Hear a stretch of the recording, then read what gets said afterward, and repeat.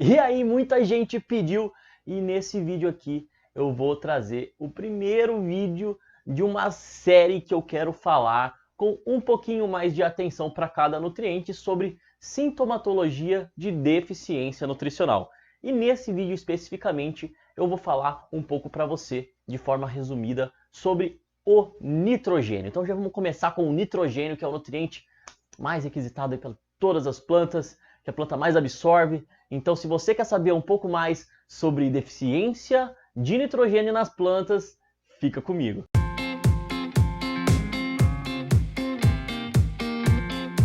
E para não perder nada, não perder sobre os outros assuntos de sintomatologia e para conhecer um pouco mais sobre o canal, não deixe de se inscrever. Tem vídeo toda quarta-feira às 8 horas da noite, fora alguns vídeos aí perdidos que eu acabo lançando, que são às vezes um pouco fora do tema. Mas toda quarta-feira tem vídeo sobre o agro aqui no canal. Então inscreva-se e não perca, tá bom? E se você gostar desse vídeo aqui, lembra de deixar o seu like, porque isso me ajuda muito a crescer no YouTube e posicionar melhor o assunto agro aqui dentro do YouTube. Então tá, vamos lá. Vamos começar falando do nitrogênio, tá? O nitrogênio, se você quiser saber um pouco mais sobre nitrogênio, clica no card aqui no cantinho, tem um vídeo que eu falo mais sobre o que é o nitrogênio, por que ele é importante, o ciclo dele de uma forma resumida. Clica no card e vai lá conferir. E também tem um outro vídeo que eu falo sobre sintomatologia em plantas de uma forma geral, e eu acho que se você se interessar pelo assunto, vale a pena você dar uma olhada se você ainda não viu. Vou deixar aqui no card também, tá? Então vamos lá, vamos falar sobre ele, sobre o nitrogênio. Quando que eu sei que uma planta está deficiente desse nutriente, tá? Então, uma característica muito marcante da deficiência de nitrogênio é a planta, de uma forma geral, ficar amarelada. Imagina uma planta, eu vou dar um exemplo de uma planta anual, por exemplo, o milho.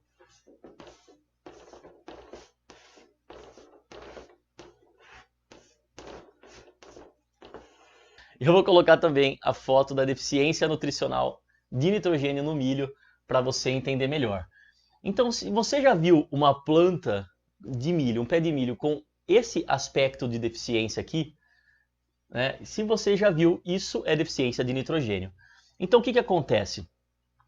O nitrogênio, ele é móvel dentro da planta, tá? Ele é um nutriente muito móvel dentro da planta. Então, se a planta está absorvendo o nutriente e começa a faltar nitrogênio no solo, né?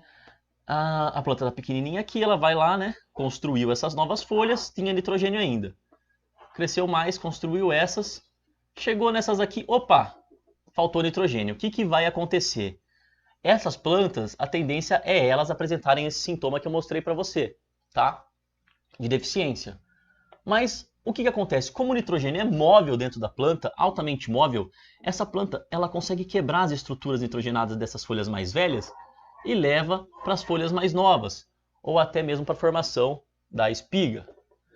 Tanto que é muito comum no enchimento de grãos aqui, quando está formando a espiga, essas folhas aqui elas ficarem com o sintoma de deficiência de nitrogênio, porque a planta está redistribuindo esse nutriente para os tecidos mais jovens. Ou seja, toda deficiência de nitrogênio é comum, mais comum aparecer em órgãos mais velhos da planta, como por exemplo as folhas mais velhas. E essa coloração geral amarelada, né? O nitrogênio ele é responsável por diversas coisas dentro da planta, né?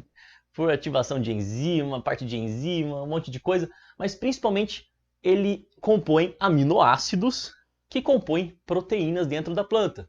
Então, plantas deficientes de nitrogênio, elas têm a tendência de ter menos proteínas no resultado final, mas também elas participam da construção dos tecidos das plantas, das proteínas.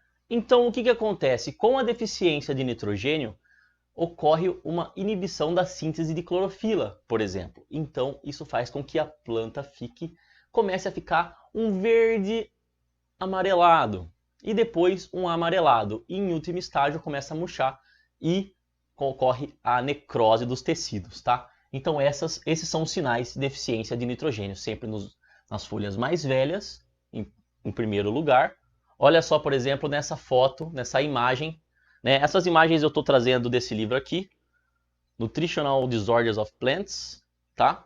É um livro muito interessante sobre deficiências nutricionais.